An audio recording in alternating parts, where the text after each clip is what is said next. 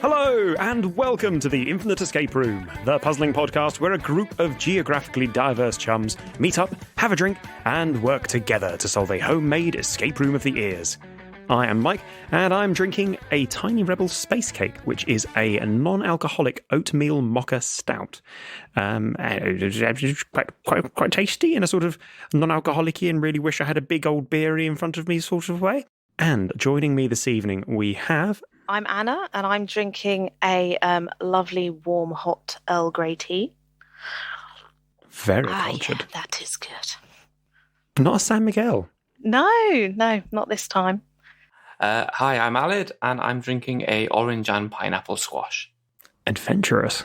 We're 3 for 3 on the non-alcoholics so far. Dom, bring it in. Will do. I am Dom, and I am drinking a Scottish coffee. Ooh. So it's a coffee with Scotch in it, but it's also Scottish coffee. It's from the Pure Roasters Coffee Company, and it's called a heavy goth, which basically means nice black brew. Is that Very fitting for St. Patrick's Day. Well, I figured this isn't going out on St. Patrick's Day, but I've got some Guinness in the fridge for the occasion. Is it St. Patrick's Day soon? Today. Today? Oh golly. That's really snuck by us this year. You've now just lost 50% of your Irish listeners. Oh, both of them. Oh no. No, because we edited that bit out. It was never St. Patrick's Day today. Today is St. Fagans Day. Who? I don't know. That well-known day that I know about. Yes, who's he? I do know that it's Submarine Day, but I don't know what that means. Maybe it's the sandwich? Every day's a national in something day, isn't it? Yeah, but submarines? Who decides that stuff? I feel there should be a central body who decides these days, because I do get the feeling it's like, today is National Beef Flavoured Cheesy What's It Day. You're like, I don't remember signing up to that. That's not on my calendar. I bet you there is a website with what every day is. And also, I think when it comes to things like St. Patrick's, there is an organised body that decides that. It's called the Catholics. You know what? I forget that the St. Patrick is a saint. It's a beer holiday. What's the church got to do with it? Exactly, yeah. I think years of working in a pub, I was just like, St. Patrick's Day, yeah. The worst night to work ever. So, what is the Infinite Escape Room? Well, it is an escape room, and it's infinite, and it's also a room that leads... What the fuck was I writing here? Have I just gone through and deleted bits of my script? Is it redacted? Do it live. Okay. Did you pass out and then wake up and it was in your hand? With a gun and blood. But what I've written is, it's an escape room, it's infinite. Ever room leads in the next, and it happens in your ear holes. Oh, I guess that's... Go for it. That. Yeah, let's get a better performance of that. Yeah, we want a straight read of it. Okay, that's it. We'll keep that. One of us will present a part of the Infinite Escape Room, and today it is me, while the others try and solve it. And if we don't escape within the allotted time, then we'll lose, and rubbish stuff will happen to us. Oh, yes, and before we kick off, we'd like to thank our fabulous patrons who support the podcast and keep the episodes online. If you would like to join their ranks for as little as £1 a month, you can do so at patreon.com/The Infinite Escape Room. Check out the link in the episode description below. And particular thanks today to Hill and Colin and it does sound a little bit like just for £1 a month. You can feed. Yeah, I should be doing my Bono impression, shouldn't I? No, just not on St. Patrick's Day. Oh yeah, that's a good point. We've done enough. Really good recipe to get my legs broke. Oh yeah, what's our deposit today? We need a deposit. Michael's knees. Yeah, you don't need him. Oh, you don't want them. They're rubbish. They're absolutely rubbish. Already broken. Yeah, they're terrible. You don't want my horrid... I mean, to start with, aesthetically, they're absolutely hideous. They look like, when you get cheap fried chicken and it's got like the knobbly bit of bone sticking out the bottom, but with still like bits of like chicken hair and fried crustiness on it. They look like that, but they have all the structural integrity of partially cooked dry spaghetti. Just kind of like crumbly, but also a little bit juicy. They're terrible. They're terrible knees. I mean, it sounds delicious. I was going to say, yeah, it sounds very tasty. Yeah, like chicken pasta. I'll take that. Fried chicken pasta. What gravy flavour is it? Okay, so yes, if we break anything, then I guess I don't know why my knees are at stake in this, but fine. Somebody has to have my knees. Somebody else gets them. I'll have theirs. I don't know if they'd suit me. Photoshop skills are required. Okay, are you ready, folks? Aye, Captain. Yes. Then let's enter the Infinite Escape Room. Last time, following a bit of light arson and the unsatisfactory conclusion to a book, you hunt down the author, M. Stab, in order to taxidermy him and work out your frustrations. And yes, this was how the last episode ended. Opposite the burning mansion, you espy him exiting the gatehouse. Aha, your chance. Cracking your knuckles, you move towards him when a butler steps out of the gatehouse behind him and slits the author's throat with a razor blade. Oh dear, another hackneyed trope, the butler did it. As you chew on this bitter pill, another butler emerges from the gatehouse, blowing away the first one with a blunderbuss.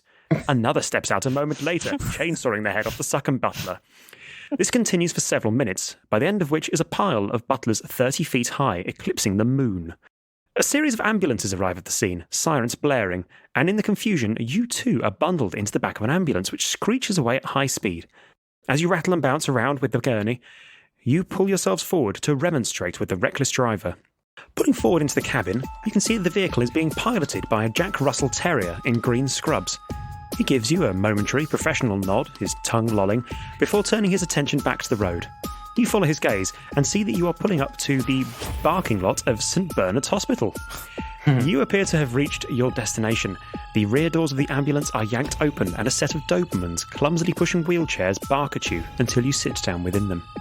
Ensconced, you wheel at a rapid pace, front legs perched on the handlebars and rear legs twitching away like mad, pushing you through the double doors at the front of the hospital, through the lobby, past a dozen different dog breeds, each with their own adorable little items of clothing and little plaster casts and whatnot, and into an examination room.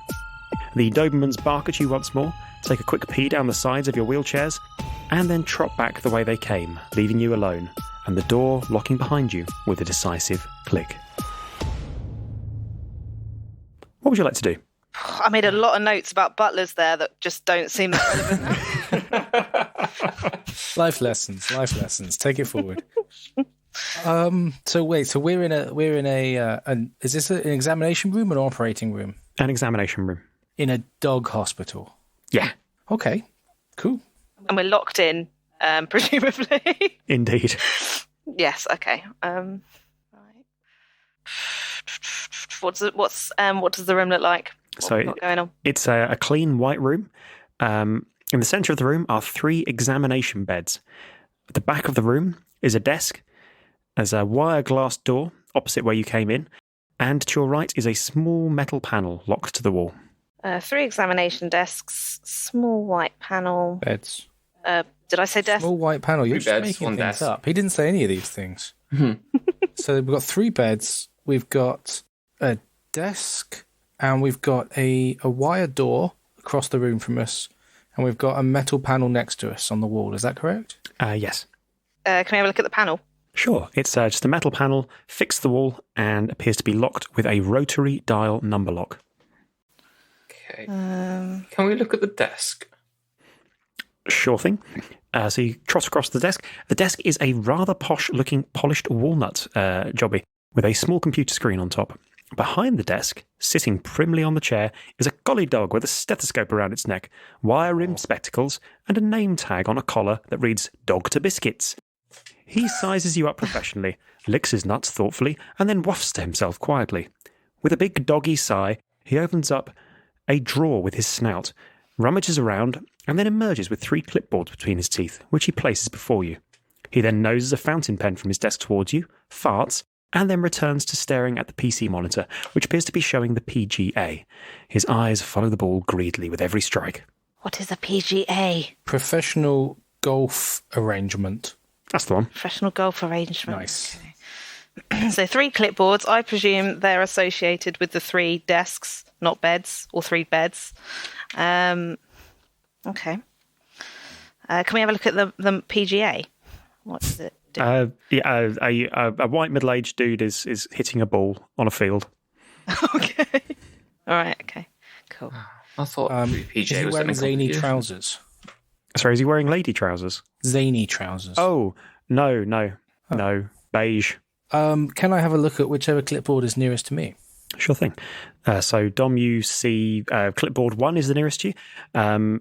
Each clipboard is actually labelled 1 to 3, but they're all actually identical. They appear to have a single sheet of paper on them, headed with the title Junior Doctor Training Activity, followed by a blank form where a person could record a diagnosis. Can I have a look at another puzzler? Do they seem to have something wrong with them? You can take a look, and other than the usual, there doesn't appear to be anything wrong with either Alad or Dom. We're not covered in butler blood. Nothing obvious, anyway. But I mean, we are in a hospital with dogs, so there's something not quite right there. I mean, Alad has a potentially fractured wrist from a VR injury. Wrist, from a VR injury. Yeah. What kind of VR? Alad, do you want to tell the story? No, I think it's better as a mystery. Yeah, I swear it's a mystery. Strained wrist VR. I think we've got the details we need. Yeah, it's fun. You wouldn't believe me if I told you. Did you say there's only one fountain pen between the three of us? Yeah. Okay, I snatch up the fountain pen. You are the king of the pen now. Nice. Is there somewhere for me to put my name at the top of the... let's have a better look at this form. Okay, the form on the clipboard are labelled 1 to 3, so... Yeah, clipboard 1 has form 1, clipboard 3 has form 3 on it. They are otherwise completely identical. 2 has number 2 on it. Oh. So do they all have the same form, or do they have different forms? They all have the same form. Okay. And what does the form have on it again? It's titled Junior Doctor Training Activity, and there's a blank space where a person could record a diagnosis. Diagnosis. Can we see anything through the wire glass window of the door? Sure thing. You take a peep, and it looks like there might be a surgery behind the door. Oh. Okay. Behind the door. I'm going to make an assumption that door is locked. That door is indeed locked. It appears to have been locked with a key. So in the room with us, we have the beds, we've got the panel, and then we've got these clipboards. Is there anything else? I think Dr. Biscuits at his desk. And Dr. Biscuits. Yeah. I think you have accurately described everything. In which case, it's time to look at the bed. Time to look at the beds then. You go across to look at the beds. They are, at their heads, numbered 1 to 3. And each bed has a small plastic human dummy on it, each of which appears to have had something written on it in the belly. Why are dogs playing with humans? Oh, my days. Okay, so the humans on the tables, are they all in one piece? Not the beds, the desks. Okay, right. The humans on the beds, do they all look the same, or have they got different bits missing? They all butler uniforms. They all just look like little plastic dummies, basically just torsos and heads, but with writing on them, kind of on the chest. Okay, can I have a look at the writing on the chest of the one on bed 1? Sure thing. It reads, "Patients tripped over their dog, who was running around off the lead and fell face first onto the floor. It now hurts whenever they are biting food." Okay. And the writing on number 2? No, yes, number 2.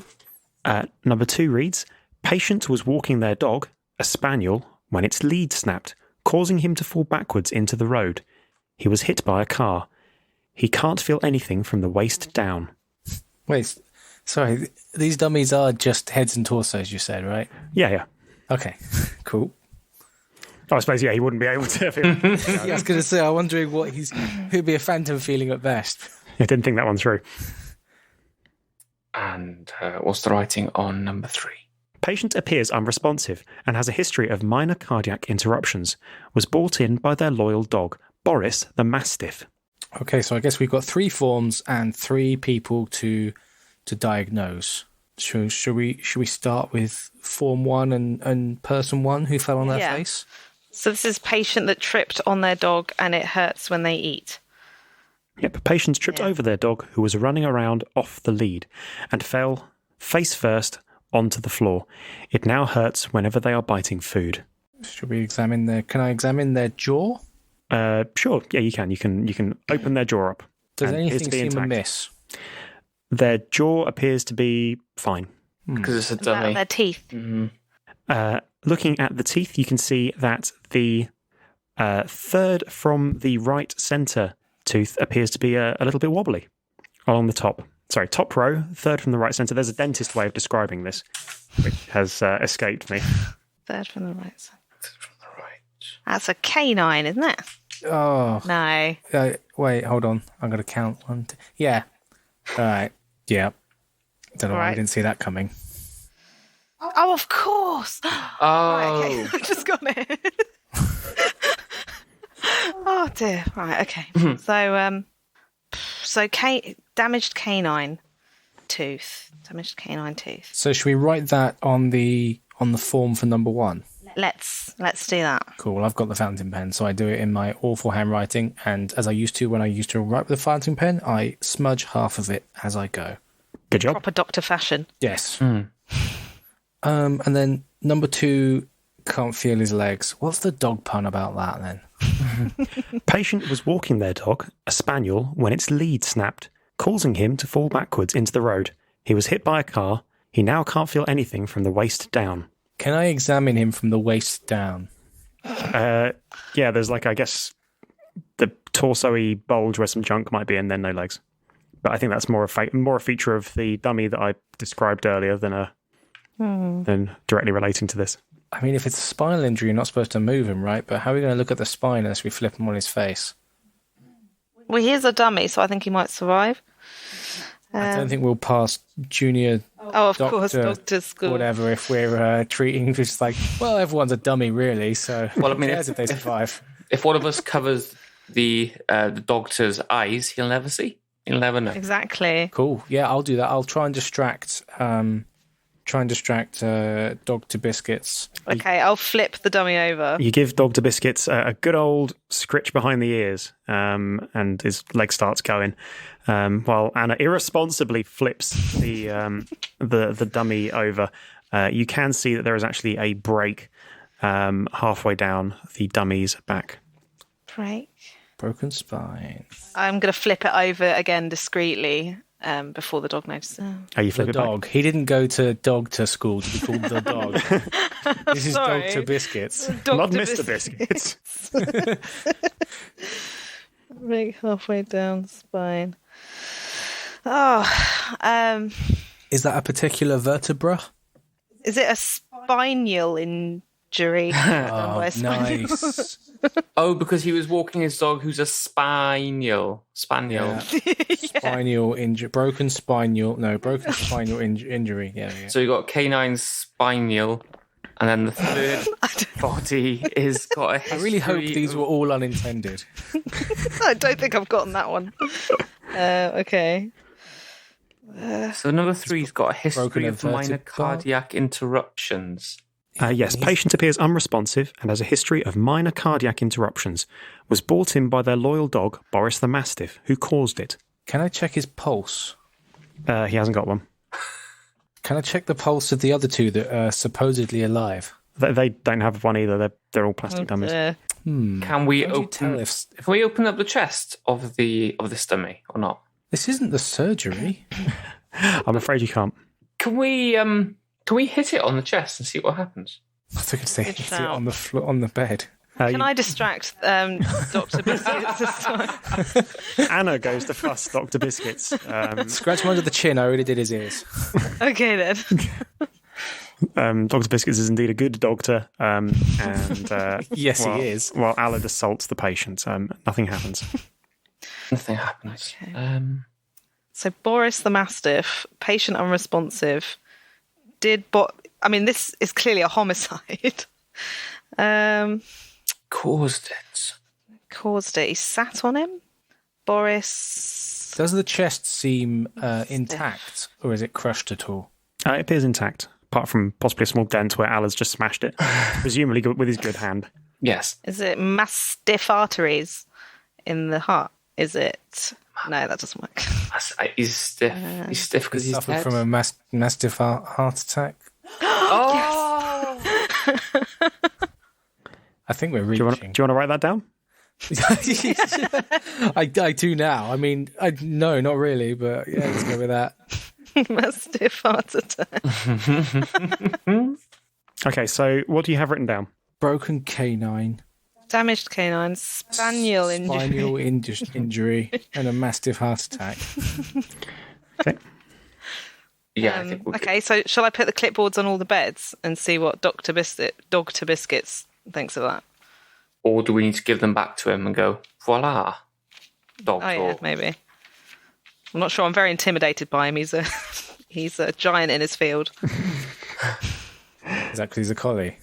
He's a giant in the dog park. Yeah. Yeah. So broken canine's number 1, Spaniel injury. Injuries number 2, and mastiff heart attacks number 3. Okay, so you present the clipboards to Dr. Biscuits, who waffles and snuffles and looks over them. He then grabs a little red pen from his desk and ticks number 3. Mastiff heart attack. He ticks the clipboard marked number 3. Nice. He then looks to clipboard number 1 and crosses out the word broken. He then looks to clipboard number 2 and crosses out the word injury. Okay. Can we... Spaniel damage? And loose Would you like me canine? to- Oh, it could be. Yeah. Wait, so. Of course, loose canine because It was a the loose dog dog. got away. Yep, loose. He was running loose, and the other one, the lead broke. Sorry, did the lead break or snap? Patient What was the 2. word in it? Patient was walking their dog, a spaniel, when its lead snapped, causing him to fall backwards into the road. Snap, spine. Snapped spinal. I mean, it has got a break in it. It has snapped. His spine has snapped. Spaniel Yeah, snappage. snaps. Spinal. Spinal snappage. I just said that twice. Well, we've got loose canine. Let's try loose canine then. Yeah. You write, you put loose canine above the previously crossed out word, and Dr. Biscuits gives you a little waffle and then ticks it with his red pen between his Well, teeth. hey, we should Nice. use one. I'll repeat the description for patient 2 if you'd like. Yes, Please. Patient was walking their dog, a spaniel, when its lead snapped, causing him to fall backwards into the road. He was hit by a car. He can't feel anything from the waist down. Oh, I've got spinal tap in my head. Shout if you want a clue. I think somebody mentioned the words but out of order earlier. Yes. Could you tell us which words they were and which order it should have been? So spaniel snapped spine. See, that doesn't have the spaniel in it anymore. I think maybe. Oh no, spaniel was still okay. So just crossed out injury. Yeah, Spaniel snapped. snapped. Should we try that? Yeah. The dog hands the clipboard back to you. I'll draw your attention to patient was walking their dog, a spaniel, when its lead snapped. Oh, snapped lead. Spaniel. That's why I don't know. Maybe we were on the wrong thing with Wait, it being a. hold on. Walking. Oh, can't walk. Can't feel anything from the waist down. Paraplegic. No more walkies. Walking. No more walkies for him. Sad spaniel. What might I'm sorry, sir. You'll never walkies again. Can't feel anything from the waist down. Oh no, because it was so. We keep being drawn attention to the fact that it's a spaniel whose lead snapped, but I don't see how lead snapped helps us with a spaniel pun. Because it means that going about this wrong. it means the spaniel's escaped or like run away or broken. No, we've been there and that. What else would a lead be? Clue. A lead could be What could... Belt, a strap. A leash. a leash. A rope. A cord. Oh, the spinal cord. Spaniel cord. Spaniel Broken cord. spaniel cord. Yeah. You write broken spaniel cord, and Dr. Biscuits gives a good old satisfied bark with your excellent performance and gives you a tick. Excellent diagnosis. I'm so sorry. These are terrible. Dear. These are absolutely terrible. I'm just I glad love that it. we got canine. Otherwise, we'd be nowhere near this yet. I mean, I'm definitely not passing with a distinction with that. I'm so impressed you got mastiff heart attack. I thought that was the hard one. Okay, so So he waffles at you in a satisfied manner and then noses around in his desk and produces a key. He walks over to the surgery door at the rear of the room and deftly, key in mouth, turns the lock and opens the door. He trots through. Would you like to follow him? Yes. Yes. You trot through, and inside you find a fully kitted out surgery with a diagram on the wall of the bones in the human body. And in the middle of the room, on a large operating table, is a familiar figure. Goodness me, it's Rolf Harris, former lovable host of Animal Hospital and now convicted indecent assaulterer. Dr. Biscuits trots across to the other side of the room and then disappears behind a bench of tools, reappearing a moment later with a surgical mask on. What would you like to do? Well, I'd like to guess what it is now. Yeah, that took me a second. Yeah, what is it? I guess what tools do we have? So the tools are on the bench and are sitting within a little plastic bag labelled bone removal kit. There's all the saws, clamps, anaesthesia, all the sorts of bits and pieces you need to remove bones. We're removing his funny bone. Humorous. That's very Oh, wow. Removing his... we look at the poster on the wall and see what bones are listed on there? You absolutely can. Let me just drop that into the chat for you. Ooh. And if somebody could describe it for the benefit of the listeners, that would be lovely jubbly. Okay, it says human skeleton. We have got, he's a cheerful chap. The size of the head implies it's a child. He's waving at me. We've got skull, mandible, clavicle, sternum, humerus, spine, radius, ulna, patella, tibia, fibula, metatarsals, pelvic, sacrum, coccyx, pubis, femur, and phalanges, all labelled with helpful lines telling us where they are, so you don't confuse your sacrum from your coccyx. You have 10 minutes remaining. Oh my goodness. Good. I feel like we're under halfway. Soon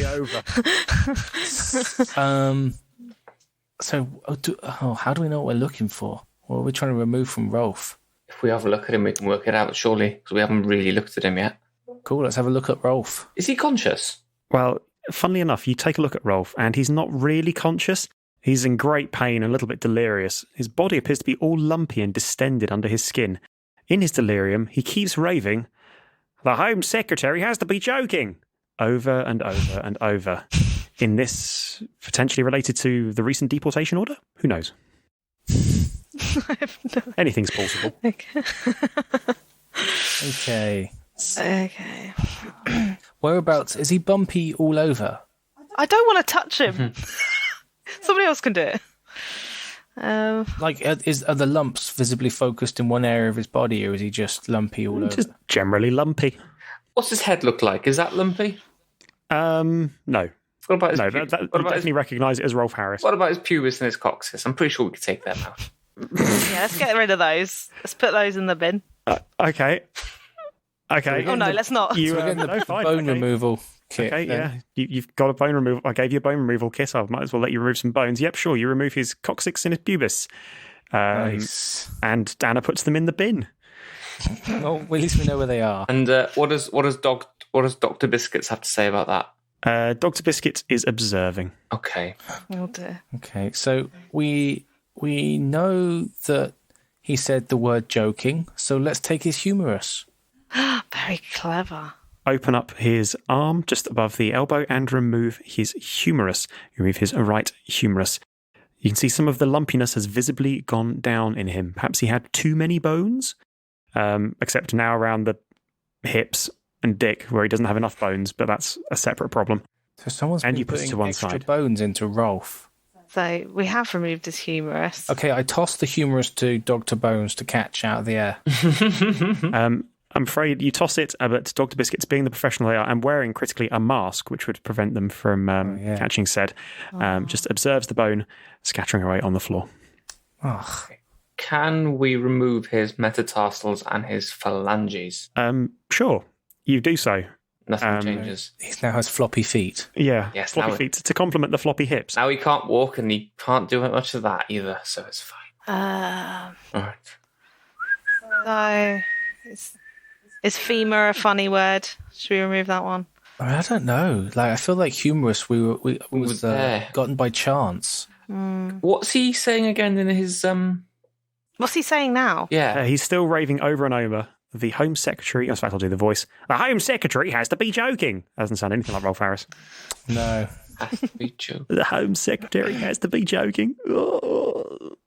Is there a humorous bone in his other arm? I suppose there is, actually. I didn't think about that. Yes, there is.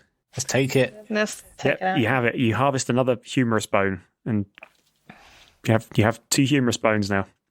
I've got half of mine to take the skull off, but It's hard Let's to do remove it. a Let's skull. just go. I think that would be malpractice. I mean, Okay. this is already in shady territory, but my knee deposit would definitely be in danger. Oh, we could take his knees, his patellas. oh, Oh, no. Home Secretary. what if we took his femur? It looks like the sort of bone that a dog would. If that sort of. I think it's something to do with what he's saying. The Home Secretary has. Oh, no. I don't. Home Secretary has to be joking. Can we get another clue? Yeah, who's the Home Secretary? Oh, Priti Patel. Oh, patella. Let's get that out. oh nice. You whip out the patella. Rolf now looks significantly less lumpy than he did at the beginning, particularly from the waist down, where you've removed most of the major bones. And his raving stops. I've written well done here.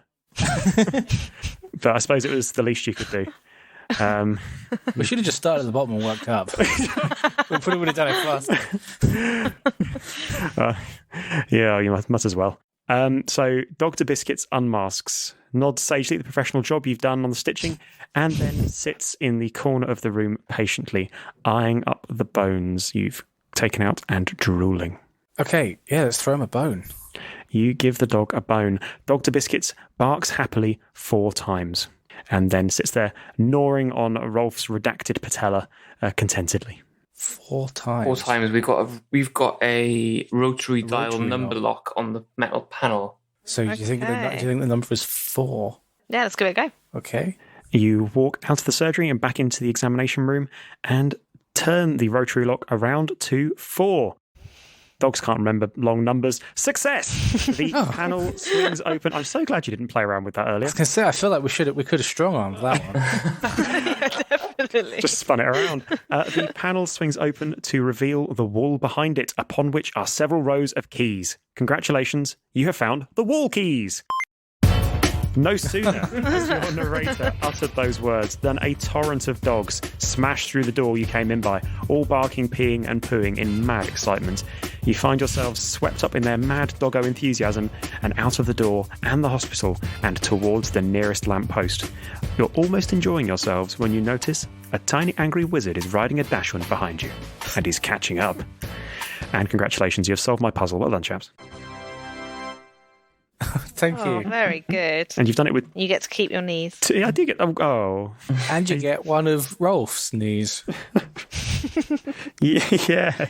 As you did it with 3 minutes to spare as well. Thank you very much, guys. As possibly not my usual level of well thought outedness for a puzzle, sort of thrown together a little bit. But I think you did a lovely job on piecing out the ridiculous pun based logic in there. So jolly good show for And we got some massive Rolf Harris. I mean, it's a win-win, isn't it? Yeah, I was going to say, it's not someone you feel bad for, really, is it? I remember when the whole Jimmy Savile thing kicked off, and it felt like every sort of presenter over a certain age and weight was getting kind of swept up in it, and literally saying, well, there's one person you know who won't be dodgy, and that's Rolf Harris. And then I think a week later it was Rolf Harris. What, so you're saying that you did it? You cursed him somehow? Do I have that power? That would be amazing. I don't know, pick someone else. Oh, please pick Priti Patel. Oh, man, I really hope Priti Patel doesn't get eaten by angry bees. Tune in next time for live video footage. Oh my God. Was it you, Michael, who knew someone whose parents had a Rolf Harris picture that they didn't want to take down? And they were very, they used to tell everybody about this Rolf Harris painting that they had in their house. No, but I love the sound of it. No. Well, that was a sad time for that family. Oh. Yeah. I can't imagine having a painting of Rolf Harris in your house. That seems like a weird thing to have. It would I think be it was one a of his painting that he paintings. did. He was an artist, wasn't he? weird. Sorry, I just imagined like a sort of a full sort of gilded portrait of Rolf Harris just sort of sitting over Full the size, fireplace. floor to ceiling, 1-to-1. Father of the house sitting there smoking a pipe. Yes, tie my kangaroo down, sport. Yes, yeah. Genius, man. 2 little boys. Oh, that's taken a dark turn. Cool. Well, in which case I shall wrap us up. Unless anybody has any closing comments. Just Jake the Peg with the extra leg. I'm I'm just trying to think of more Rolf Harris references. Oh man, I Didgeridoo should don't do that. Yeah, didgeridoo don't do that. That's a good. Didgeridoo don't take out my pelvis. I don't know how he's getting home, really. Dragging himself forward. Well, not even on his arms now, because he had both his humeruses. He can use your knees. Oh, good. He's welcome to them. So, thanks very much for listening. You can subscribe to us on iTunes or wherever or whatever app you use to catch your podcasts. You can also get in touch with us via Facebook and Twitter at tier_podcast. If you've enjoyed the episode, and we really hope you did, we'd be obliged if you could please leave us a review on your review-leaving website of choice. We love you lots, and we'll see you next time on the Infinite Escape Room. Bye-bye. Bye. Bye.